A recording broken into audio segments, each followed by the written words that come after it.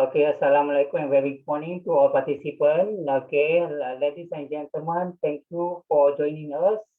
Okay, welcome to our research and supervision enhancement workshop organized by Faculty of Communication, Visual Art and Computing. Okay, so my name is Dr. Wana Sambasri, moderator for this workshop today. So actually, for today's workshop, we have three sessions. On the first session, we already started at 8:30. Focus on the supervision. The topic is how to be successful as supervisor. And now the second session, we focus for the postgraduate, graduate on time. And the last session is 2:30, focus on the research paradigm. Okay, so for this session, actually we have a participant. I can see here participant from the postgraduate student, okay, PhD in computing, master in computing, and then lecturers, and then also we have a postgraduate student from Oman, okay, Indonesia. Okay, thank you very much for joining us. Okay, so okay, now I would like to introduce our special guest. Okay, we have here Associate Professor Dr. Nomi Shah Lahat from UTM. Okay, how are you? How are you, Doctor? Okay, so she will. Fine, thank you. Okay, so she will be presenting a very interesting topic as supervisor and postgraduate strategy on graduate on time (GOT). Okay. So before we start the presentation, for those who just joining us, just a little housekeeping reminder before we start. Okay, if you have any question during this presentation, okay, please type in the chat box. Or for those attending this session using Facebook Live session, okay, you can write the question in the FCWeb Facebook Live comment. Okay. Okay, now I would like to introduce Associate Professor Dr. Nomi Shah. I go through the roughly biodata of Dr. Nomi Shah. Okay, actually she graduated from University of Manchester for her PhD in informatics 2008. She also graduated from the University of Manchester Institute of Science and Technology, UMIS, in 2002, and followed by Bachelor Information Technology graduation from UM. Okay, currently she is the IT manager at the Department of Deputy Chancellor, Research and Innovation. Okay, member of ITCE. Previously, she had been a Secretary of Malaysia Associate for Information System from 2017 to 2018. She also has a lead of various research projects and won one silver medal award at UTM level, one gold award at national level, and one silver medal award at the international level. Okay, as an academician, she has supervised master and PhD students in areas such as high informatics, gamification, e-learning, mobile learning, and computer-supported project-based learning. Okay, and she already have a 9 PhD students and 4 master students have graduated under his supervision. Okay, there are 3 of her PhD students has been awarded best postgraduate student. Okay, so I think she has a lot of the experience. So now, without further ado, I would like to invite Associate Professor Dr. Nomi Shah to share her experience in supervision.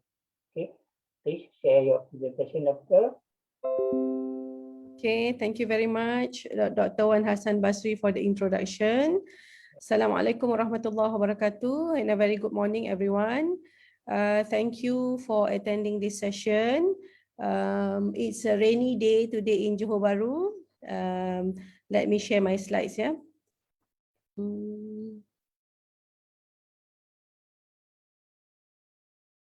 Hold on, let me share my slides.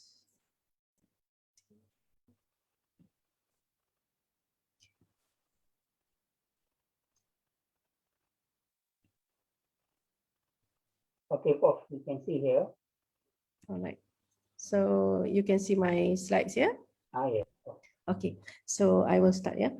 Okay, Bismillahirrahmanirrahim. Again, today the title that I was given is Supervisor and Postgraduate Student Strategy to Graduate on Time.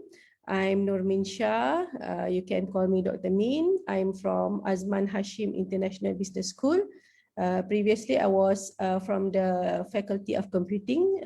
After the merging of faculties in UTM, it became School of Computing. The Information Systems Department decided to move to the business school. So now I'm in Azman Hashim International Business School. Oops. Okay, so before I start, I'll just like to play this video. I hope everyone can hear it. Let's just help, let me play this video, yeah? Hi. Excuse me? Yeah. Come again? Oh, I see. You want to graduate on time. Let me see my notes. Okay. Can you answer these questions first? First, how long did you spend every day for your research? How long do you read journal articles?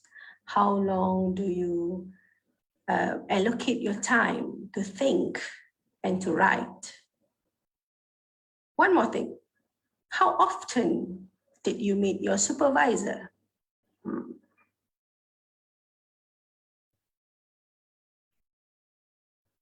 Is it you chase your supervisor, or the supervisor has to chase you every day or every week? What else? One important and actually the most important question. Do you have the intention to graduate on time?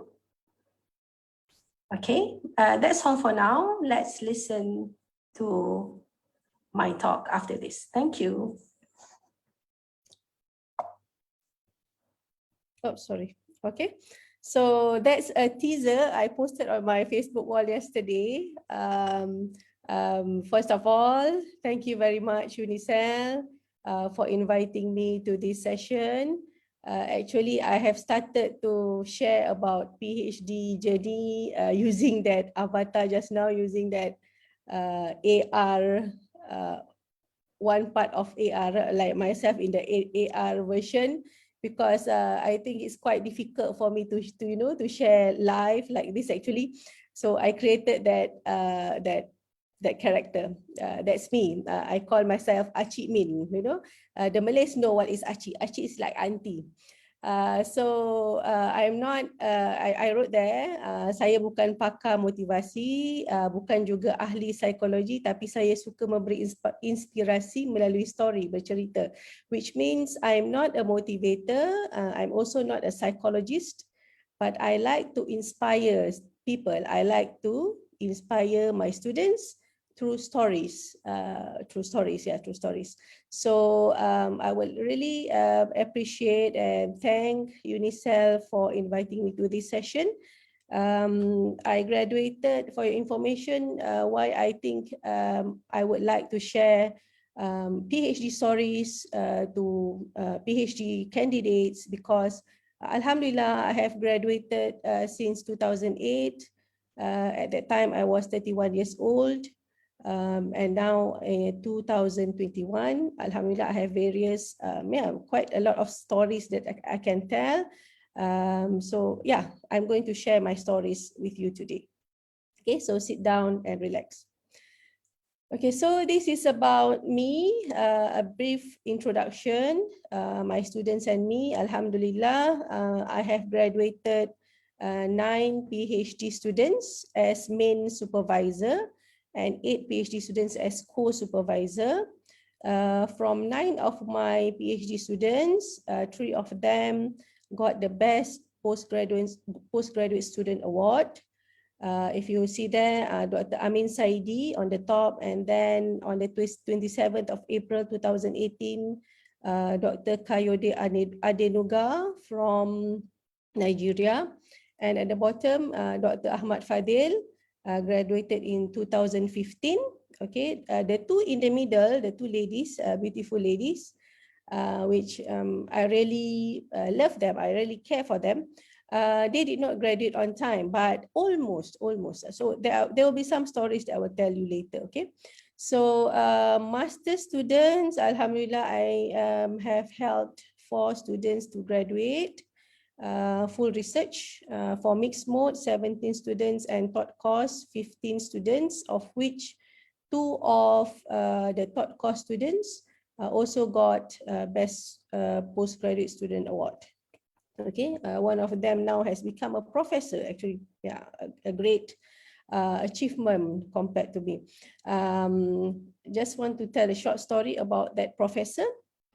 After doing his master's taught course, he decided to pursue his PhD. Initially, he registered under myself for his PhD, but there is one problem, well, not one problem, one challenge. He did not have scholarship. Okay, so when I want to supervise students, this is one of the things that I will ask. Do you have scholarship? Will you have a financial problem? Because that is one thing that will influence your PhD journey. So like this professor Dr. Faisal, now already in University of Taibah, Madinah. At that time, he don't have any scholarship. And then after registering PhD with me, he found out that there's another lecturer who wants to get new student, and that lecturer has scholarship. So he decided to change supervisor, change topic, even change the field from information systems to computer science.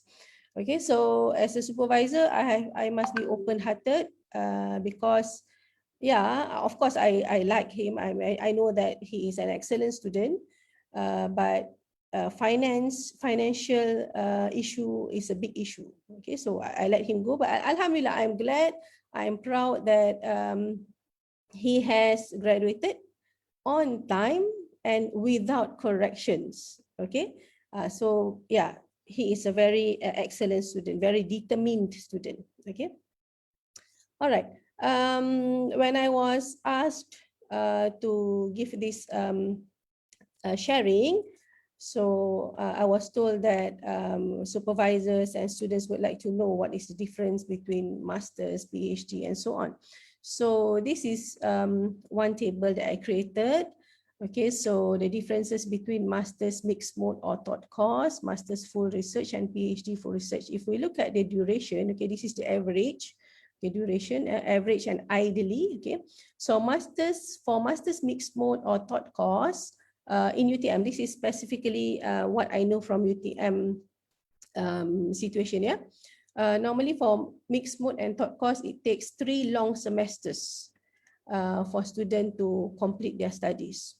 Okay, for master's full research, 4 to 6 years. Well, for masters, actually the maximum is 4 to 6 semesters. The maximum for master's full research in UTM is 6 semesters. Okay, for PhD full research is 6 to 8 semesters, the average. But I think now maximum is 14 semesters, 14 or 12, I can't remember. But ideally, average is about 6 to 8 semesters. Yeah. For proposal defense, the next criteria that I share here is on the proposal defense. For master's mixed mode or taught course, normally we don't have proposal defense, but we have a very structured way of conducting for students to conduct their research. First semester is the research proposal development. Second semester is, normally students will be asked to submit their report from chapter 1 to chapter 3, the research methodology. And then the third semester will be the data analysis, findings, and so on. So for master's mixed mode or taught course, it's a bit structured. So I'm not really worried about that. Even myself, I did not take master's full research. I took master's mixed mode during my study, master's study.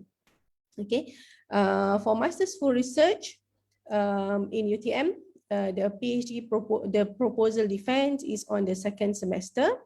while for PhD full research, the proposal defense is in the third semester. Okay, however, there is a way for students to present in the second semester. It is possible for PhD students to present the PhD proposal on the second semester if they are ready and if the supervisor agree. Okay. Third one, in terms of publications, what is expected of students for master's mixed mode or thought course? We expect students to publish one conference proceedings or book chapter. For master's full research, one index conference proceedings or one Scopus index journal. Okay, and then for PhD full research, two index conference proceedings or one index journal article, either Scopus and so on. However, the latest regulation, well, actually it's already approved. Okay, when I write that this, I try to find information. The latest information, the latest regulation, starting for students registered starting 2016, the requirement is one indexed journal article in Scopus, ERA, or Web of Science. Okay, before when they want to submit, before submitting the thesis, they have to have one paper accepted, at least accepted. Okay, the third criteria, expectations for master's mixed mode or thought course, what is expected is the application of knowledge.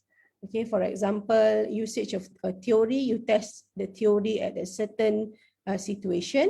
Okay, for example, for the second one, application and some extent of contribution to knowledge is expected. And then the third one, contribution to knowledge, but compared to the master's full research, more rigor is expected in terms of the literature review. Okay, when we read the literature review, we know that there is some rigor, there is a depth of literature being done, okay, literature analysis being done, and in terms of analysis and also discussion.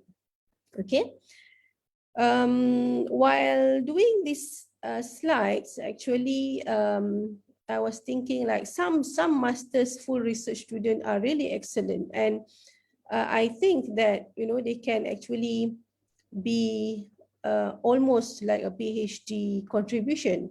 So I was thinking yesterday, like, if in the future I have masters by full research, probably a student which is excellent and, you know, can go up to the PhD level, probably I should think of asking this student to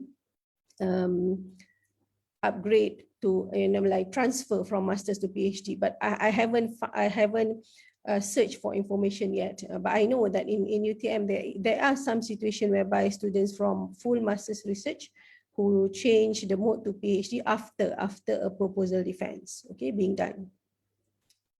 Okay, so the research process, okay, for master students, as I mentioned just now, the diamonds are the milestone, yeah. For master students, they have a milestone at second semester, which is the proposal defense. And then we expect like student will do their data collection for one semester during the third semester.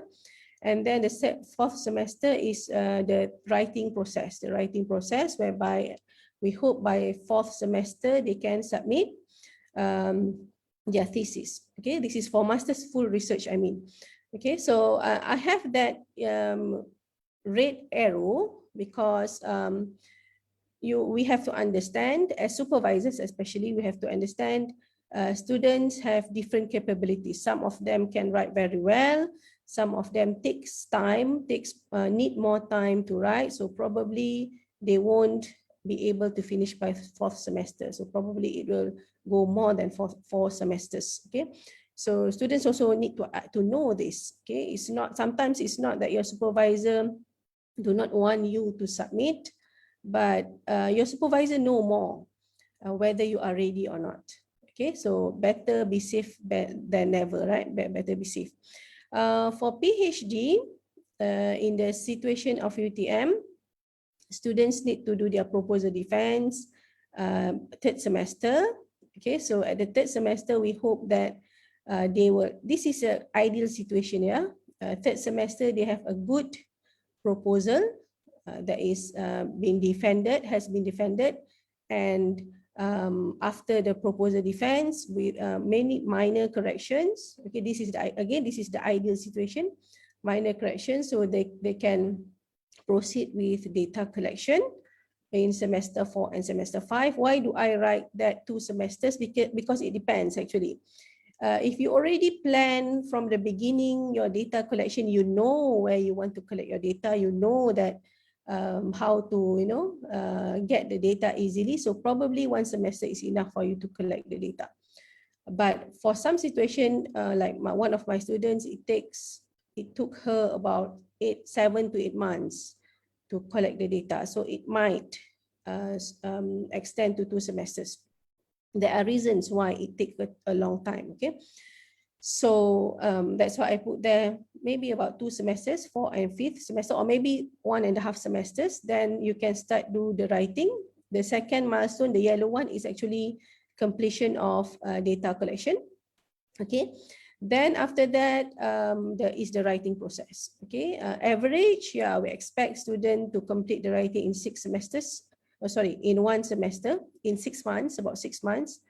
And again, it depends on the capability of your writing. When I see capability is in terms of English writing, the thinking process, your argument, your discussion, and so on. Yeah, so it can extend up to 7 semester. Or if you can save your time during the data collection, so probably you can submit your thesis by the 6th semester. Of course, after maybe 1, 2, 3 revisions from your supervisor. Okay, again, this is from my experience. Some students might only need 1 time revision. Some students need 3 time revisions. So it depends. Okay, it depends. The third one, I wrote there, PhD, the choice. This is an example of one of my students. He actually did his PhD initially in New Zealand, but then, not New Zealand, Australia.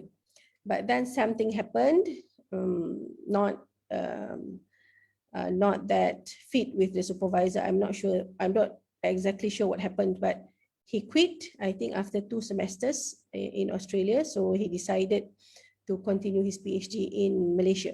So he already has the idea, he knows the research problem. So by first semester, he already told me that I want to defend my proposal 2nd semester.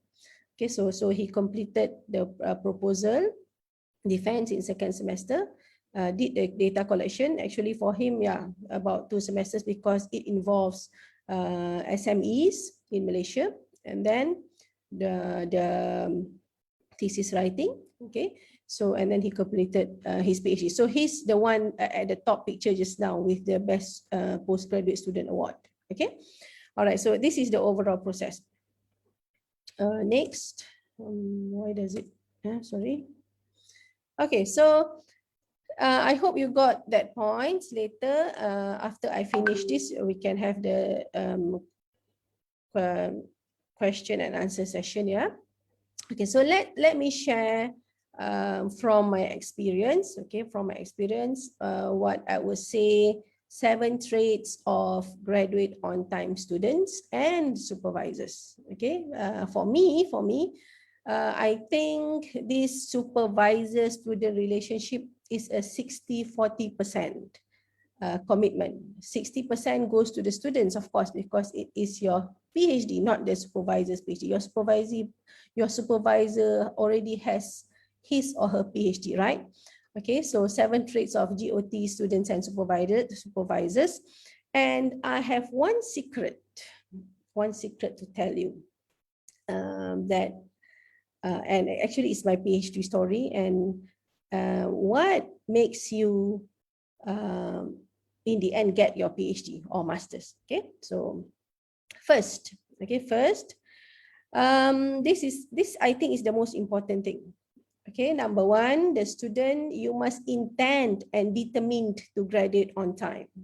Okay, I remember when I started doing my PhD, I have some people telling me, no, not possible to graduate on time. Just take your time, 4 years, 5 years. It depends. So this will influence you actually. So it depends on you because this is your PhD. So the question is, do you intend and determined? Are you determined to graduate on time? Okay, so for me, I believe this strongly because when I did my master's, again, of course, it is a master's by mixed mode. Okay, but of course, there are difficulties. I know some students who extend another semester when I did my master's, but I am determined that I must complete my master's in 1 year that time. And the reason also I want to bring my parents to Manchester, so I save money. Alhamdulillah, I managed to bring them for my master's graduation. Okay, so you must have the niyat, you must have the intention. Okay, so I bring a excerpt of a hadith. Actions are according to intentions. Okay, and everyone will get what was intended. If you have the intention, so you will have good action. So there comes your plans and everything. Okay, for the supervisor, okay, we must be aware of this intention. Okay, so for example, I have one current student. Now she is in the 6th semester. She should finish his thesis writing by end of August because that's the requirement of the funder the scholarship, yeah, that she received. So initially I planned for her like, okay, we will submit by end of September, but she told me, doctor, prof, I should finish by end of August. Okay, because that is the time limitation that I have. Or yeah, but it's okay if you think I can't, then I can ask for postponement for 1 month. But according to her progress, I think yeah, she will be able to submit by inshallah by end of August this year. So six semesters, yeah. So for a supervisor, we must be aware that the student has this intention. Okay, and mostly important when during the beginning of the PhD, I always ask my student, why do you want to do PhD? Okay, or even before they started doing their PhD, some students, they approach us. I have one candidate who told me that I do PhD because I have nothing else good to do. I was like, better not. Okay, so ask the big why. So of course, the big why is, for example, yeah, because this is my career. I'm an academician. I need to have a PhD. Okay, or for my career enhancement, or for so many reasons, of course, yeah. So we must know the big why, because this will help us motivate the students to remember, to remind them their initial big why. Okay, so that for me, this is the first and foremost trait of the student and supervisor. Okay, second, from my experience, my students who graduate on time, okay, they work hard wholeheartedly. The thinking process especially. Okay, when we do PhD or Masters by Research or even Masters by Mixed Mode or Taught Course, it actually helps us, it actually trains us to think. Okay, it's not like we do 1 hour today and then we do another hour tomorrow, unless you are doing it part-time. Okay, unless you're doing part-time, of course you need time, you need to allocate time. Okay, but if you are a full-time registered student, okay, so make sure you have allocated time for you to do this thinking process, reading and thinking and writing, okay, from the beginning. Okay, so for supervisor, for us, we need to provide support for students to move from one stage to another stage. Of course, this is it takes time for us to develop the skills to understand the thinking process of our students. Okay, sometimes from experience we know that, oh, this student haven't got the problem yet, still in the exploration process. Okay, so as a supervisor, we need to provide the support. They present to us their progress, and we need to give them feedback so that they move forward. We need to know at what level is their thinking right now. Okay, so when I say about this, work hard wholeheartedly.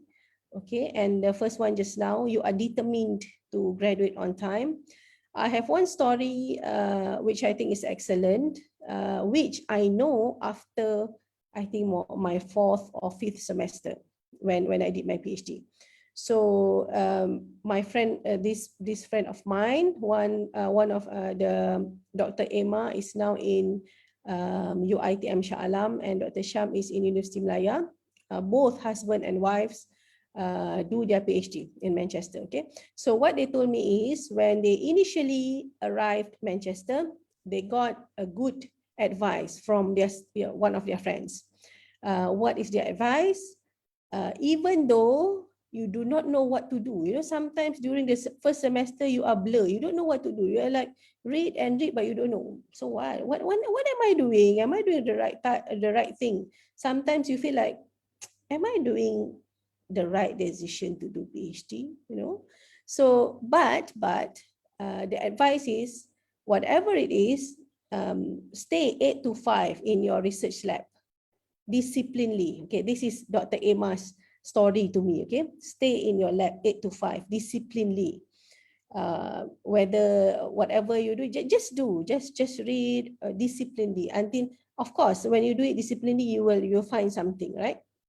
Okay, so again, for the supervisor, we must provide support from one stage to another stage. Okay, for Dr. Oyes is my first PhD student, actually my second PhD student, who graduated.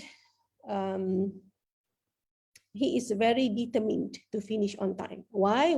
The reason why, because he is alone in Malaysia, all the family is in Nigeria. That's number one. Number two, he is a matured student. When I supervise him, I think maybe during the second semester, I realized that I am supervising someone who is 22 years old, older than me, elder than me. Okay, at that time, I was like, oh, but we didn't realize that he's that old, he's that, that age, because of the bald head and so on. Okay, so he is determined. He keep on chasing me to read his thesis.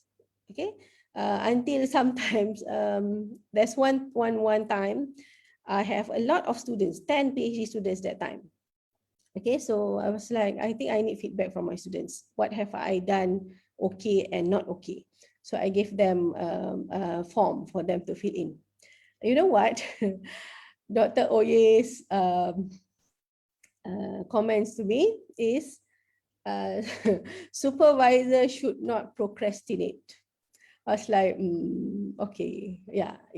So because, he keep on chasing me for feedback for his thesis, but sometimes, students also need to understand, a supervisor not only read your thesis, but do the teaching, do research, do management work. So don't expect you give your thesis today and you get it tomorrow. Okay, so you have to plan. So if you think that you want to submit for example, you want to submit your thesis in August, send earlier. Okay. All right, so Dr. Amin's story. So Dr. Amin is the one that I mentioned just now, who quit from his PhD study in Australia, then continue here. So he is determined that he must finish in 3 years' time. Okay, so that's the second trait. The third one, okay, so this is also a critical one. From my observation, students who obtain the research problem as early as possible will have high chance to graduate on time. Okay, so to get the research problem early as possible. So you need to do a lot of reading and thinking. Okay. For the supervisor, it will be helpful, it will be useful if we know and familiar with the area of study. Okay, so if we are familiar with the area of study, we can give more feedback. We can give more constructive feedback for students. We know which paper that is possible for us to suggest to the students. Okay, sorry. So Dr. Oye's story, as I mentioned just now, he is my second PhD student. Actually, the same story, like almost like Dr. Amin. He registered PhD computer science with another supervisor, but also in UTM. But he realized then that it's not computer science; it's information system studies. So he moved after one semester with another supervisor, the previous supervisor. So he did his PhD with me. So by doing that, actually, he already have one semester gone, but he knows what he wants to do. Okay. Dr. Amin's story, again, the same. He knows what he wants to do. So he has the research problem. Dr. Adenuga's story is a bit tricky. He knows what's the problem. However, it is a challenge for me to change him from a practitioner mind to an academician mind. Okay, a practitioner is very practical. They don't do much of the thinking. You know, it's not. I don't mean that they don't think, but when they read articles, they don't look at the point of view of an academician. You know, as a researcher, they are practical people. So it will take time. So when for supervisor, other than knowing and familiar with the area of study, you need to know your student, whether they are from, if they are working, they have no research experience, they are not academician. So the way of their thinking is different. So you must bring them from the practical mind to the academician or researcher mind. Okay, but Dr. Adenuga know the problem. Okay, so that's the third one. The fourth one, as I mentioned in my video just now, chase your supervisor politely. Okay, politely. Manage your supervisor. Okay, especially supervisors who are very busy. I mean busy, they have commitment as administrators, maybe like the dean or deputy dean, so chase your supervisor politely. Okay. And for supervisor, you know your student, who to chase or not. Some student, you don't need to chase them. They know they can work independently. Some student, if you don't contact them, if you don't ask them their progress, if you don't ask them to meet you regularly, they will be lost. They will be MIA, missing in action. Okay, so for supervisors, we need to know their background. Like this is the one like I mentioned just now, either they're academician or non-academician. And we might need to know a bit about their family. Okay, so that sometimes some students want to meet us regularly, but due to their the family issues and so on, or maybe their own issue, health issues. Okay, so we need to give them support. All right. I wrote that one of the thing that as a supervisor, what we can do is we can ask our student to do this 16 personalities test. So I just did it. Actually, I just did it yesterday. Actually, I did it last few years using Myers-Briggs MBIT, Myers-Briggs instrument. Okay, so but yesterday there is an email from UTM asking us to answer a survey to know our leadership skills, traits, and so on. So I answer. So that's my results. I'm a campaigner. I'm a diplomat and people mastery. So and there are some descriptions. So by that, I can know myself. Of course, as a supervisor, if you ask them to answer this instrument, so ask them their results. Of course, students, you must be very don't cheat. Okay, you must be truthful to your answer. Okay, so that your supervisor knows you. Okay, what type of student are you? Sometimes we are we follow our feelings too much, not our thinking. Okay, so that's just one tip from me for supervisors. It might be helpful so that you know your student. Okay, so Dr. XXX stories, yeah. Uh, actually, one of my students chased me a lot. Uh, chased me a lot until I get fed up. And we quarreled, actually. We had a fight at the end of his PhD. Sometimes, just forgive your supervisor. Sometimes we are a bit emotional. I mean, that's me. Sometimes it's a bit emotional. So he chased me a lot. I did read one round of his PhD thesis.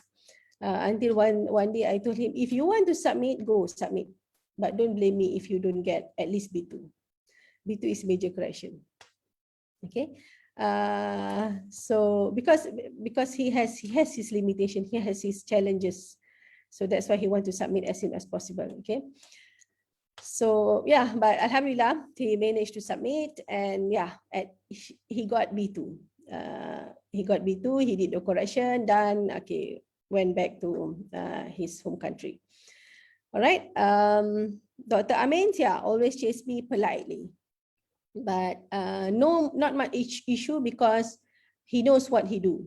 Okay, and he has previous experience in doing research, so it's quite straightforward. Okay, the fifth trait. Okay, student, please follow your supervisor's advice or instructions. Don't be stubborn. Don't be stubborn. Okay. Uh, actually, I learned this a lot. I'm a stubborn student actually when I did my PhD. Well, not that stubborn lah.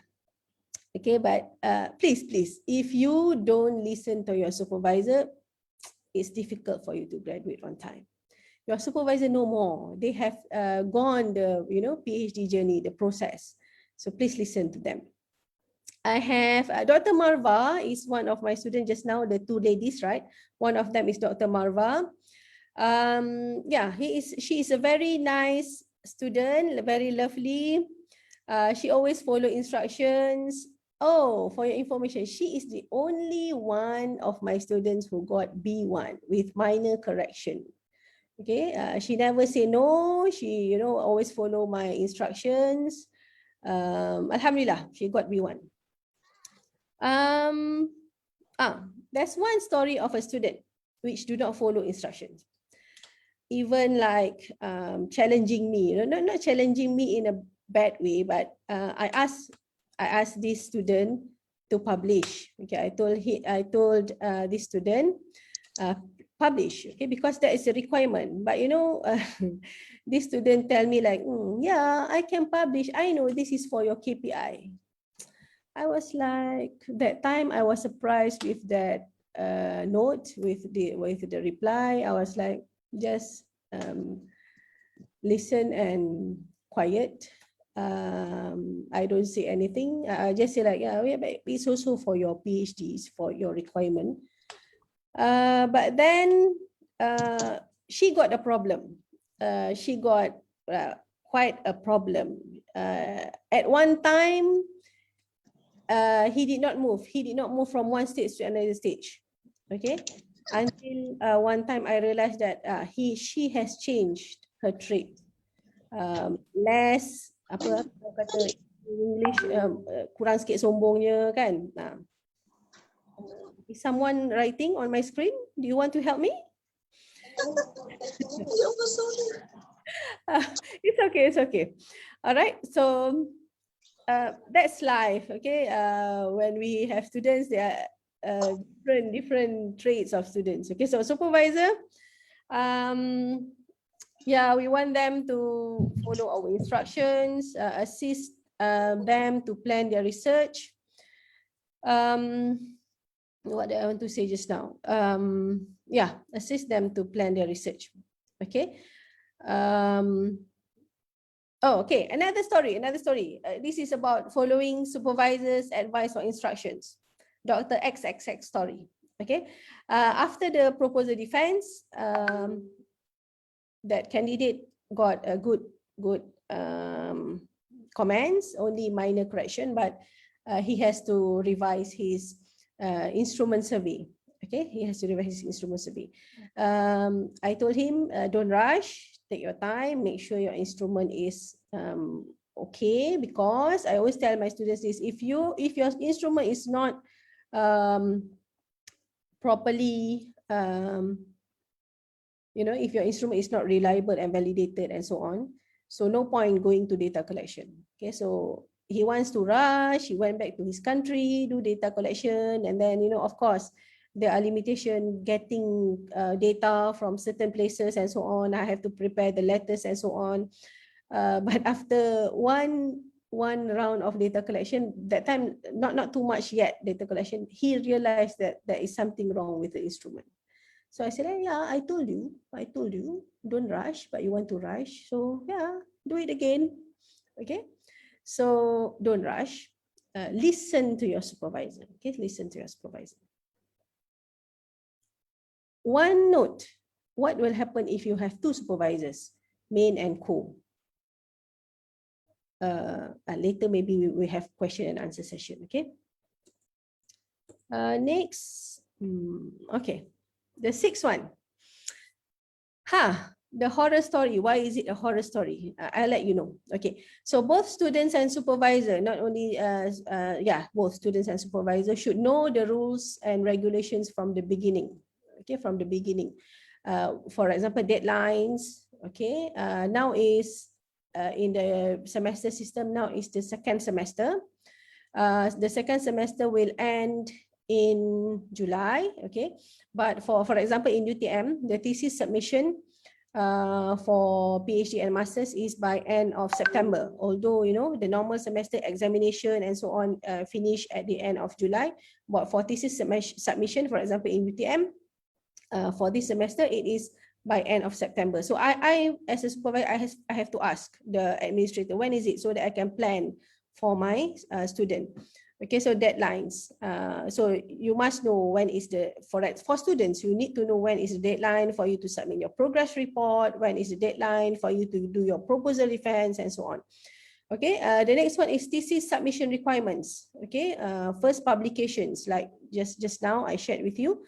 For example, for PhD students to submit, before submitting their thesis, they must have one journal article published, okay, Scopus, ERA, or Web of Science Index.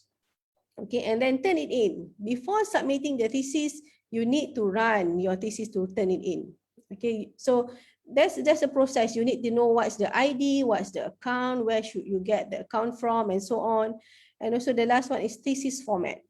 Okay, make sure when you give the thesis to your supervisor, it's already following the format of the university. Okay, and this is just one sharing of my experience reference. Of course, like I realized that the latest UTM thesis format, you can use numbers 1, 2, 3, like IEEE format. Okay, but from my experience, I think please do not use this format. Use Harvard or APA, other format. Don't use numbered. Why? Because when your examiner read your thesis, if you write 1, 2, 3, they have to turn back. What is number 1? What is number 2? And so on. Okay, so write the name of the authors with the year. All right. Okay, what is the horror story? This is the horror story that some students will face if they don't format their thesis correctly. Okay, some students told me that I think formatting the thesis is more difficult than doing PhD. Okay, because there are some, of course, there are some procedures that we need to follow. So we don't want you to almost meet the deadline and then you find out that the thesis format is wrong and so on. Okay, so find this information from the beginning. Especially is the tak keluar pula perkataan dia. Is the responsibility of the students. Okay, of course. Is the responsibility of the student to know these rules. Okay, of course, it will be supported by the supervisor. Okay, number 7, know your capabilities and manage yourself and your family. Okay, if you know that your English, for example only, okay, I'm not saying that people who do not know, who do not have good command of English cannot graduate, no. If you know that your English is not that strong, not that good, so you need to have backup plan. You need to save money from the beginning for proofreading, okay, or copy editing, okay, and manage yourself and your family. You know that, for example, but now it's PKP, we don't have choice, we have to work at home, right? Later, inshallah, when this MCO is no more, inshallah, no more COVID, okay, you know that you can only work in the lab, okay, so go to the lab, okay, manage yourself and your family, okay. Okay, I would like to share with you those are the 7 traits. A bit more. We have to understand that PhD is a scholarly journey. We want to become a scholar. Okay, it's about who you become during and after the PhD training. Okay, it's about this. Along the journey, 3 years, you spend a lot of time, 3 years to do your PhD. So it's about a scholarly journey and who you become during and after the PhD training. Okay. Okay, so these are my students. As I told you just now, out of 9, as a main supervisor, out of 9, 3 of them got their best postgraduate student award. 2 of them actually graduate on time. Some of them do not graduate on time, but doesn't mean that they are not good, but it is according to their capabilities. They know that, okay? And sometimes I also feel like one of the reasons is because of me, maybe I should speed up reading the thesis so that I can give them comments as soon as possible. Okay, so again, this is a 60-40% relationship. Okay, for supervisors, please find a mentor. Okay, this is my mentor, Associate Professor Dr. Aziza. She already retired last 3-4 years, I think. I am indebted to her. I learned a lot from her when I came back from my PhD. I only have her. And of course, there are other professors like Professor Rose Alinda, but she's outside. She's busy with her management positions. But I'm always close to Associate Professor Dr. Aziza. And I learned a lot from her. So for supervisors, find a mentor. If it's not even from your own university, fine, anybody, that can guide you, that can inspire you to how to supervise your students, help them in the thinking process and so on. Okay, one secret before we left, my story, from the beginning, I told you I graduated on time. I achieved my intention to finish my master's in 1 year. And Alhamdulillah, I got the top 10% student that time. Okay, my PhD story is not a smooth one. In the first stage, I do not have the intention to graduate on time. It's not that I don't want, but that time I was like lost. Okay, I was lost after 1 year of doing PhD masters. Then when I submitted my master's dissertation, I registered the same day I registered my PhD. So maybe it's a bit tiring, and also I did my PhD because someone asked me to do PhD that time. You go and do PhD. Later when you come back, we'll get married. Okay, that's a fairy tale story lah. Then we break off and so on. Long story. It's complicated. And then I don't have a clear research problem from the beginning. When I did my PhD proposal defense, it's not really a defense, and I don't have a clear problem that time. Okay, and what else? I don't meet my supervisor regularly.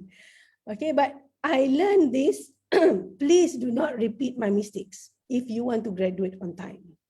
Okay, but that time I'm alone. I have enough money. I gain a lot of other experiences. Okay, so but don't follow me. Follow the students who graduate on time. Okay, I have changed my research title on the 4th semester. Okay, so but the most important thing is When you do your PhD, probably some of you are already now in third, fourth semester, I'm not sure, okay? When you do PhD, please always remember this, okay? You have spent a lot of money, you have spent a lot of time, which is our life, the life, and we have spent a lot of energy, okay? So please do not quit. One big secret for you to get a PhD is never ever quit, okay? These three things, money, time, life, energy, is the things that I always remind my students if they want to quit. Okay, last of all, I wish you all the best. I hope you will follow the traits, the good traits, so that you can graduate on time, so that you can save your life, you can move forward to the scholarly journey. I hope one day you will be like this. We have Associate Professor Dr. Aslinda, Associate Professor Dr. Shufiza here in the picture. So I wish you all the best. Thank you very much. Okay, thank you very much, Dr. Nomisha. Okay, great presentation. Okay, I think I love the opening, the teaser animation, a good attractive opening. Okay, but some of the one of our participants said the question is quite scary. Sorry? No, no, no. I mean, during the teaser, one of the participants said, animation. The question in the teaser is quite scary. Scary, yeah?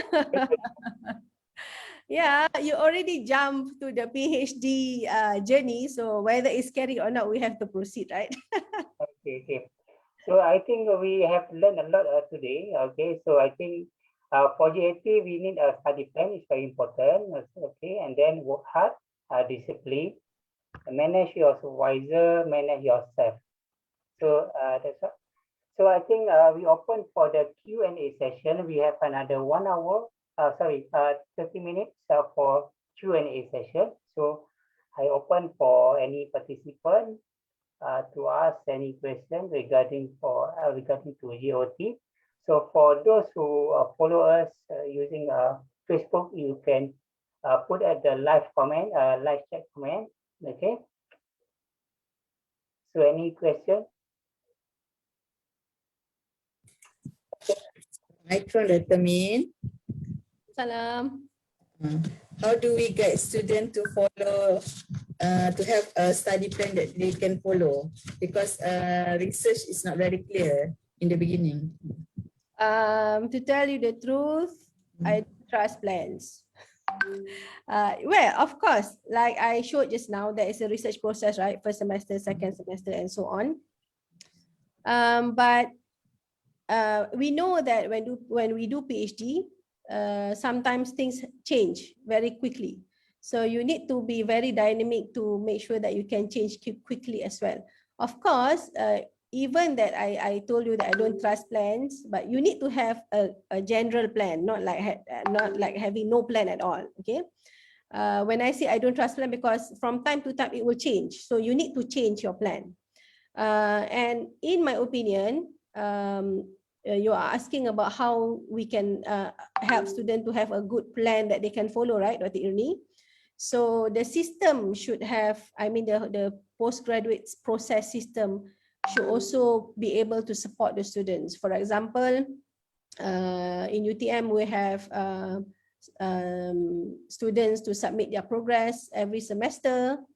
Okay, for your information, if students do not submit their progress every semester, they will be given unsatisfactory condition if they don't submit their progress, or they submitted their progress, but the supervisor gave them 4 marks or less out of 10.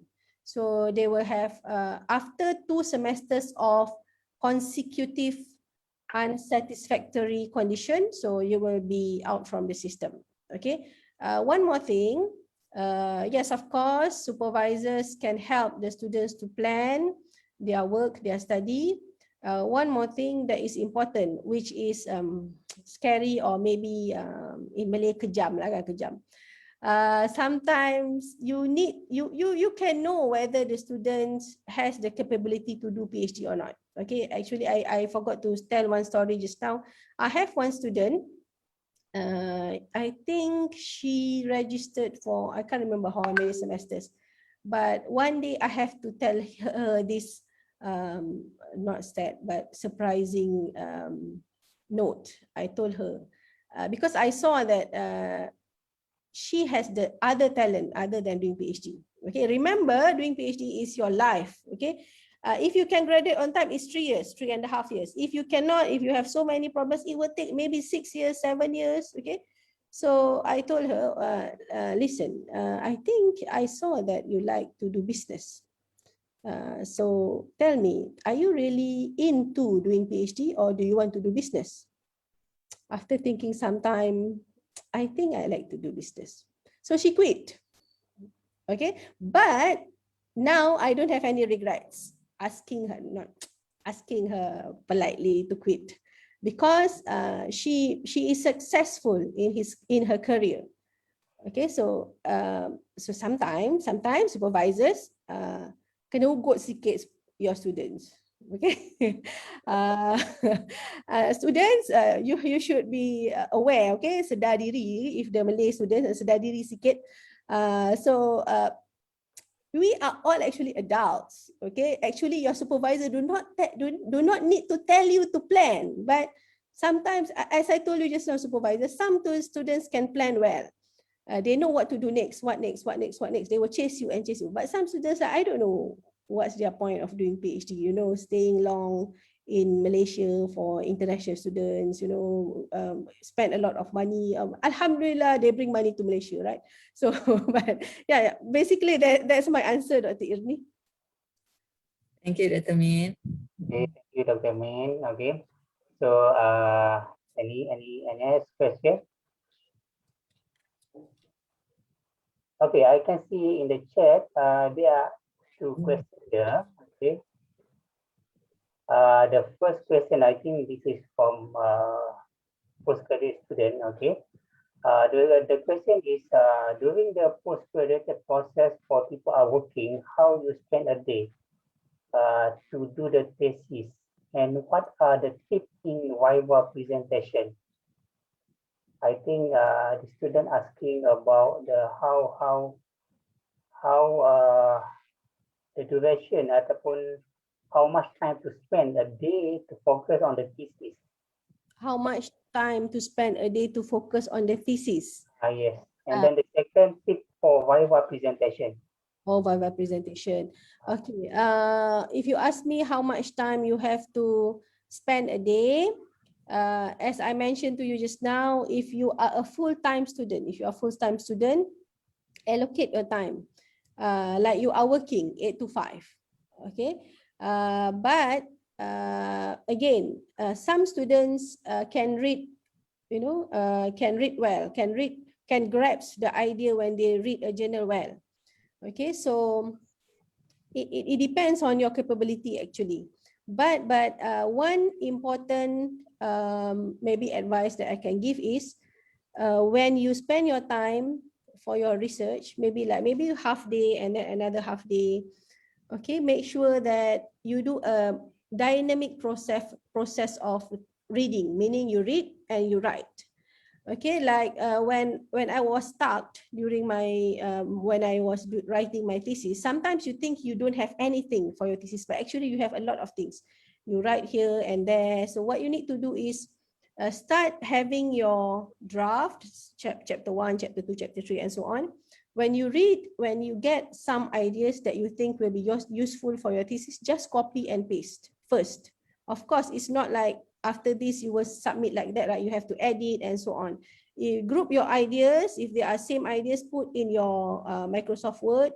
Of course, make sure you have the citation. So to do that, you need to have a good referencing software like Mendeley and so on.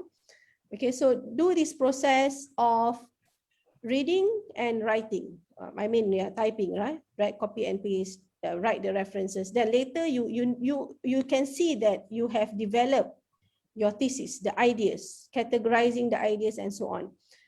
For my students, normally, I know that when you do your proposal, it's you start with chapter 1, right? The objectives and so on. So, but when I supervise my students, I emphasize on chapter 2 first, because chapter 2 will help you to know the gap. Okay, so asking about the duration of how many hours you should spend. It's not about how long, but it's about the quality of time that you spend. Okay, that's number 1. Number 2, about the viva, what is it? The preparation or Tips in Viva presentation. tips in viva presentation? Yeah. Number 1, before the viva, to give you the tips for the viva. Number 1, before the viva, make sure you have done a mock viva with your supervisor. At least once. Okay, so that the supervisor is aware about your slides and so on. Number 2, during the viva, yeah, I will always tell my student, do not be too defensive. Of course, you must defend your ideas, but please do not be too defensive. And this is something about culture. Also something about culture. Some viva, what is it? The preparation or supervisor? At least once. Okay, so that the supervisor is aware about your slides and so on. Number 2, Please, during please, the viva, I will always tell my student, do not be too defensive. Of course, you defend your ideas, but please do not be too defensive. And okay, so I can listen to my voice just now. Okay, so have at least one time of mock viva. And do not be too defensive. Okay, supervisors, you need to remind your students. But now during this PKP, actually for your information, I think whoever had your viva during PKP is really lucky. Really lucky, because you know when you present, you only see the screen. You don't see your examiners live. You know, so you just sit down like this, right, and answer the question. If you are in a room face-to-face viva, sometimes supervisors need to remind the students. Sometimes, you know, some students do like this to the examiners. So it's like, no. So that's the body language, okay? So during the viva, of course, you need to make sure that you prepare your slides well. Okay, answer the questions. Do not be too defensive. And this is one advice from my co-supervisor. I have 2 supervisors actually, Prof. Linda Macaulay and Dr. George Tafunas. So my co-supervisor told me, Min, anything that you answer during the viva, do not tell lies. If you don't do it, just tell you don't do it. Okay, so cover it with, I will look into it for my future research. Okay, inshallah, if you are already at the viva session, inshallah, your supervisor knows that you are already ready. Okay, as a supervisor, we cannot see anything during the viva, we can just listen. And as a supervisor, we will normally, during the viva, you will realize like, yeah, he or she, this is the time that she or he deserves to get a PhD. Okay, actually, any expectation for the one who asked about viva, any detailed question that you want to ask? I think that is very good advice, I think. So, no, the question you asked from the Facebook, I just can see here only he just asking about the tip of the presentation. So I think it is enough for the tip of the presentation. Okay. Okay. So doctor, so we go for the next question. Okay, because we have another 20 minutes. Okay. So for the next question come from China Saudin. Okay. What is the best method to make writing chapter become easier? Writing? Sorry, doctor, what is it? What is the best method to make writing chapter 2 become easier? Oh, how to make it, oh, the method to make writing chapter 2 much easier. I think this is also about tips to Uh, make writing chapter 2 become easier. Okay. In my opinion, for you to write your chapter 2 easier, okay, of course, writing your thesis is a process, right? You cannot expect the day one of your chapter 2 will be the same as the day as your thesis when you want to submit your thesis. Okay, so normally I will ask my students, it is a process, yeah. I will ask my students to explore the main categories or the main sections that might be in their thesis. For example, just let me give you an example. For example, Dr. Fadil, his research is about continuous use of mobile wellness apps. Okay, a model for enhanced model of continuous use of mobile wellness apps. So what should be, so we should think of what should be in chapter 2. There should be on mobile wellness apps, the definition and so on. Review of mobile wellness apps from previous research. What theories do they use? What method do they use? Okay, and then specifically one section on the theories that studies on continuous usage. Okay, so that's the classical way of doing your literature. You, from your title, what are the main keywords, and think of your sections. 2. What is 2.1, what is 2.2, 2.3, and so on. So from the beginning, you should have this section. So as I mentioned just now, when you read, you find some points that is related, you copy and paste in that sections. Okay, develop your document. Later you will improve that document, you will arrange your ideas and so on. So that's the classical way. The latest or current way that I see from reading PhD thesis nowadays, students will like to do systematic literature review. Okay, when you do systematic literature review, you have initial questions. So that question will guide you to write your literature review. However, please make sure that the method that you conduct the literature review is in chapter 3, not in chapter 2. The chapter 2 only presents the output of your systematic literature review. Okay, so that's one of the tips that I can give you.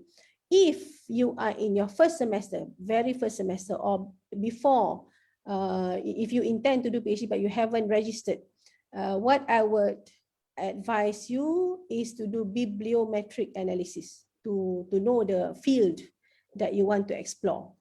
Okay, so these two methods I think will help you from a bigger idea to narrow down your idea and identify the gap more easily. Not too easy, but yeah, a bit more easy. Okay, and again, it's the role of the supervisor to help you with this process, inshallah. Okay. Okay, Doctor. Okay, for the next question. So this is also from the chat. Can you share what is your effective time to do the writing and how you can cope to read an article when you're so busy? Okay, good question. Are you maybe Che Abi? Are you a full-time or part-time student? Part-time. Part-time. Okay, yeah, actually I always respect part-time students. You need to know what is the best time for you to read. Maybe early in the morning, before 5, maybe if you can, or maybe during the night after your whole family has gone to bed. Okay, so you know better when is the time, because my productive time might not be the same as your productive time. Okay, sometimes my productive time is at 12 a.m. in the morning. When I sit in front of my laptop, I cannot stop. Sometimes it's in the afternoon. So it depends on you.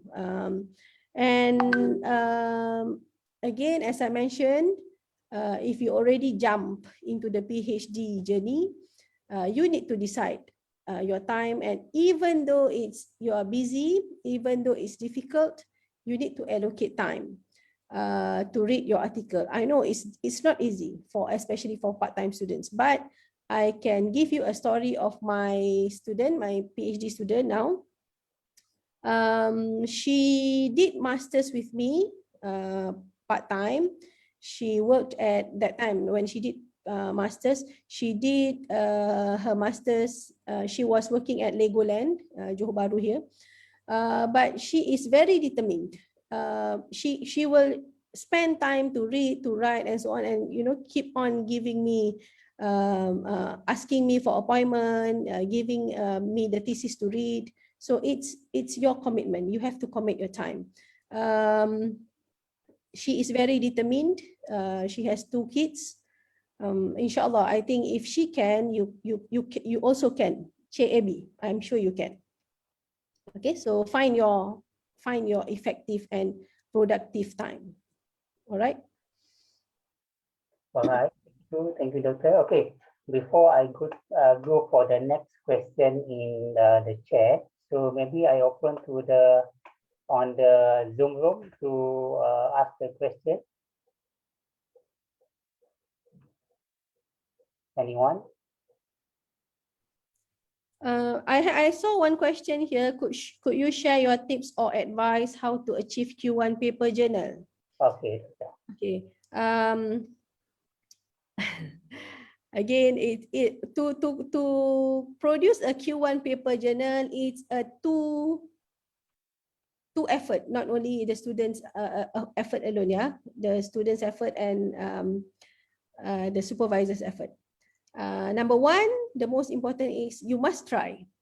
Of course, you need to read, get examples of Q1 and Q2 journals, see how they write it, try to follow the way they write. Of course, not exactly like 100%, but get the idea of how they write it.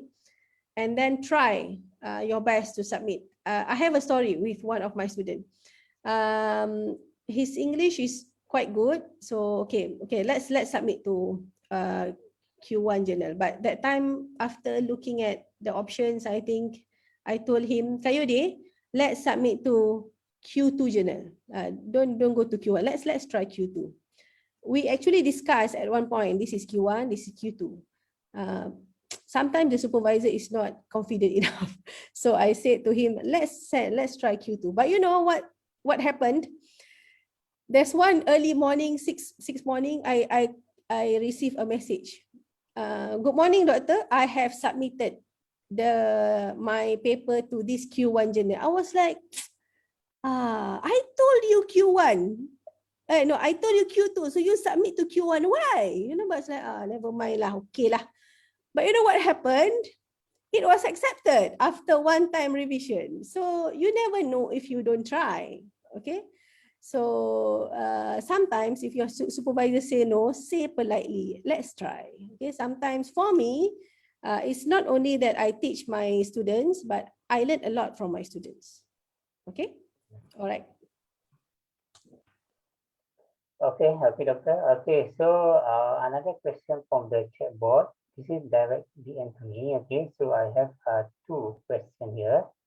The first question is not clear. What chapter 3? What 3 in the developing data? How is the best way?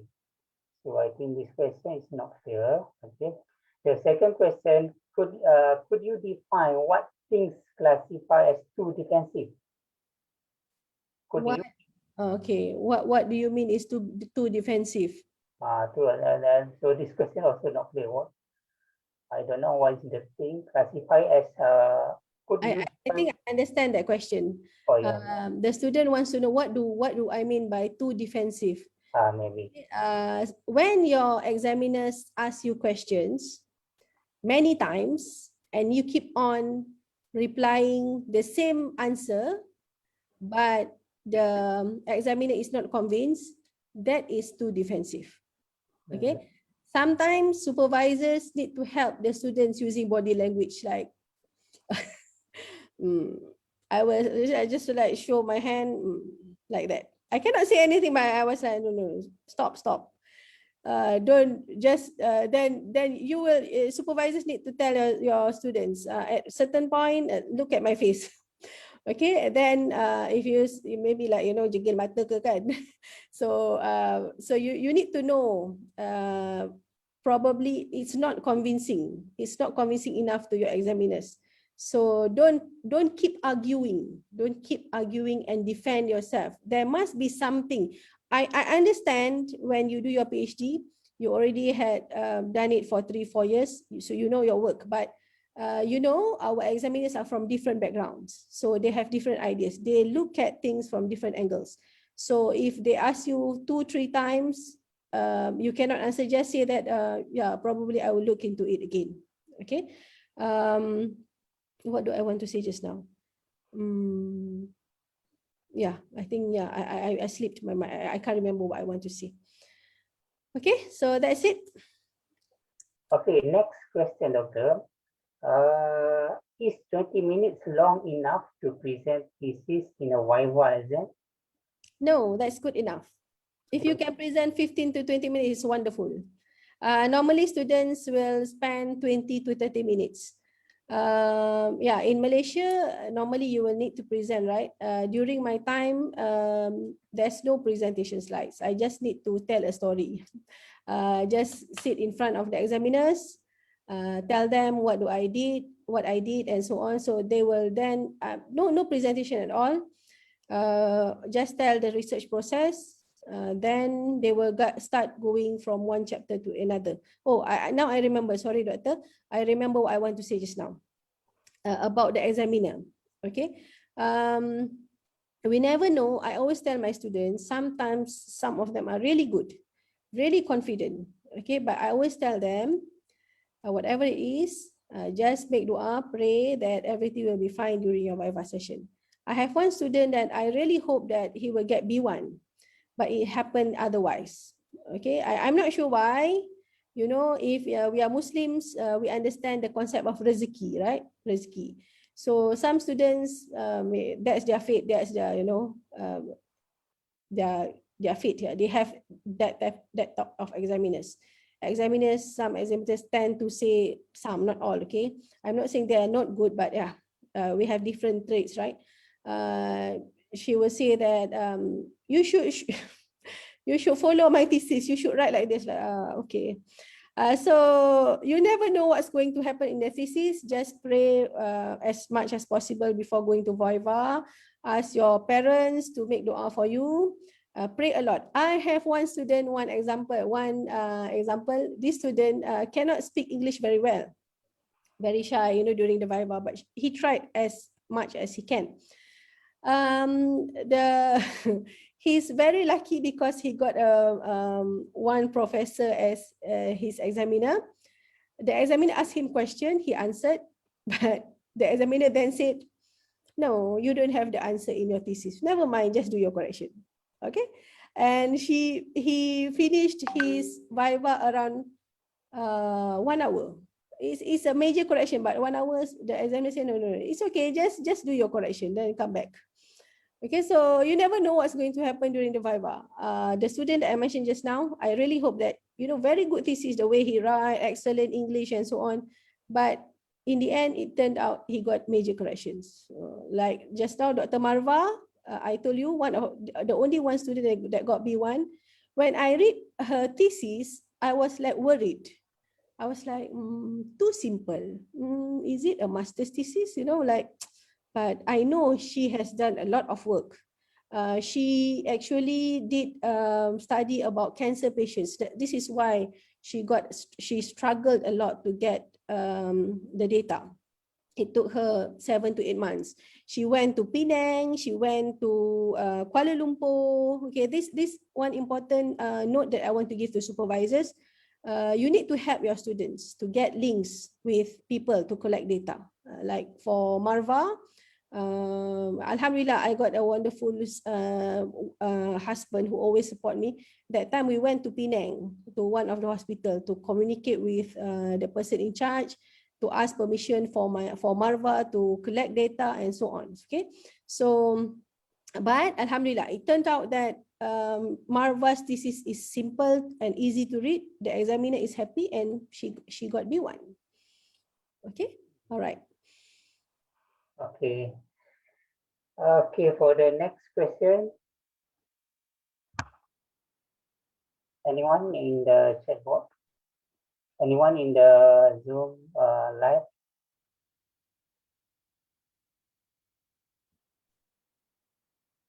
Okay, any advice for those who want to start doing PhD? Okay. Advice for those who want to start doing Okay. Before starting, as I mentioned to you just now, one of the tips, one of the traits of students who inshallah will graduate on time is you understand or you know the research problem from the early of your research. Okay, so if you want to start doing your PhD, do the reading first, know the area that you want to do, and find a supervisor in that area. Okay, so that he or she can guide you well. And you know, it's not like when you register your PhD, you just want to start your literature review. So if possible, before registering, you have already started the process. You have already started the process of doing your literature review. And as I mentioned just now, it will be very helpful as a guide, as a method. It will be very helpful if you do the bibliometric analysis to really understand which area of that particular field that you should explore. Okay, before I end, maybe I want to share something for those part-time students. I know it's a challenge, but I know there is somebody who's doing PhD part-time, a mother, an academician, a lecturer who has to teach, a mother of four children. She graduated on time, 4 years, and without corrections. Okay, passed the Viva without correction. So I just want to inspire those who are doing part-time. Okay, all right. Thank you, Doctor. Okay. So maybe for the last question. So the last question for me. Okay, Doctor, as we know, to GOT, we have a lot of the obstacle challenges, okay, especially for the part-time student, okay, for personal problem and then commitment with the family, okay. So, and then we need some motivation, okay. Sometimes when we do for the chapter 4 for the writing, we're waiting for the idea volume in your mind and then we start. So what is what is your advice? What is your the turning point to overcome to this problem? Instead, we have a personal problem, but also we need a motivation. Okay. From my experience, I see that like I mentioned to you, one of my students just now who did her master's doing part-time. Okay, she struggled, yeah, but she finished her master's by full research for 3 years. Okay, now she's actually doing her PhD under my supervision. I see that for PhD students who are doing part-time, aside from your challenges, okay, your family, your work, and so on, what I can suggest is one way of helping you to speed up your thesis writing, the process is try to allocate time for you to do the writing, number one.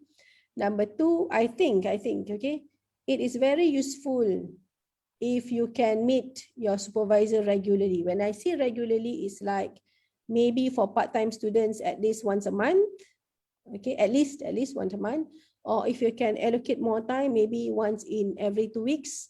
Of course, it's not like the whole PhD process from semester 1 to semester 6, you have to do this.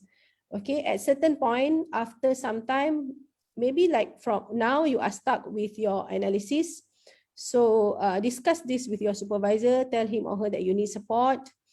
So maybe that particular time, you meet like once every 2 weeks or once a month at least. After that, once you are, you know that you already solved that problem, maybe that you don't need to meet every once every two weeks, okay? And then as supervisor, you must have this way of thinking. We must be aware that without the student, we are nobody in doing research. Okay, we learn, we teach, we share our knowledge with our students, and the students share what they have done with us. So please, let's allocate our time with our students. Again, as I mentioned, it depends on who your students are, what are their traits, what are their background, okay? So you know that part-time students are having their challenge. So of course, some won't be happy to allocate your time during the weekends and so on. So if possible, try to help your students. Okay, and students try pujuk lah. Doktor, tolonglah, nanti saya belajar doktor. Contoh, for example, doctor, please help me. I don't have time, or I only have Friday morning. You know, like now in JB is holiday, Friday and Saturday. Okay.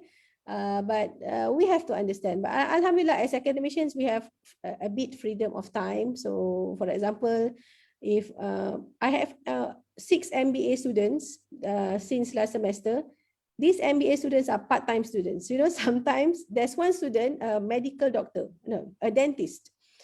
She told me, doctor, I don't have time. I can only meet you during the night. Okay lah. Okay, so I promised her, okay, let's meet 10 p.m.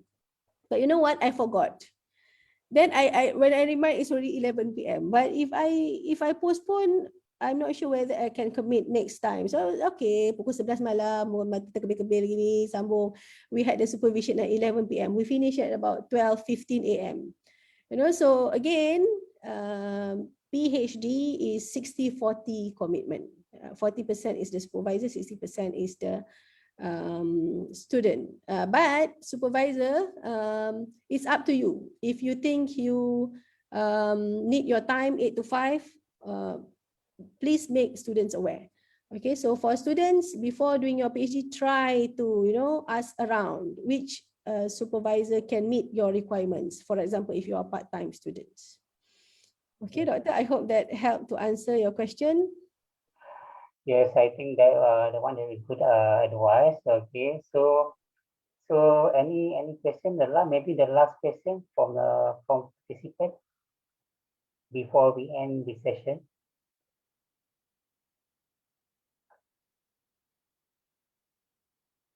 Okay, if no question, okay, so I think we come to the end of the session, the second session today. So thank you very much, Doctor. Thank you for a good sharing knowledge. Thank you for useful idea sharing with us. Okay. So for the last, okay, thank you very much from us. Okay, maybe we can invite again for the next workshop. Okay. Wow. So I think that's all. Anything from Doctor? I think that's all from me. Oh, Oh. Sorry, I have one question. No, one story to tell you. Okay. This is my, just now I show you in the slides. This is my picture. Actually, I did not went for graduation during my PhD. I don't go for graduation because I submitted, I have to come back to Malaysia first and then submit my thesis. And then went there for Viva. Actually, this picture, for your information, this is also a secret. Oh. Which I tell you today. This picture that I took was before my Viva. Oh. There's a graduation time in Manchester. I know that I won't be going back to Manchester again due to the currency and so on, spend a lot of money. So that was the time where there's session of convocation. So I went there with my friend who is also at that time doing her correction. We took our picture And then just pray, inshallah, we will get our PhD. So again, my last advice to all of you, you have made actually a big decision to do PhD or masters, and it's a scholarly journey. It is a journey for you to become a better person, someone who can think better in a systematic way to solve problems for the community. Okay, so I wish you all the best. The most important thing is never quit. Thank you. Okay. Thank you, Dr. Okay. So thank you everyone for joining us to this session. We appreciate you being here. Okay, so we take 2 hours break before we start for our next session 2:30 p.m. Okay, for the next. Okay, thank you all. Thank you. Bye-bye. Thank you, everyone. Bye. Thank you, Dr. Min. Bye. Thank you, Dr. Normin Shah. Welcome. Yang berkorban masa dan tenaga, meninggalkan semuanya demi keselamatan kita. Teruskan usaha, kau tak kesorangan. Kami menaruh harapan dan terus berdoa. Kau telah lakukan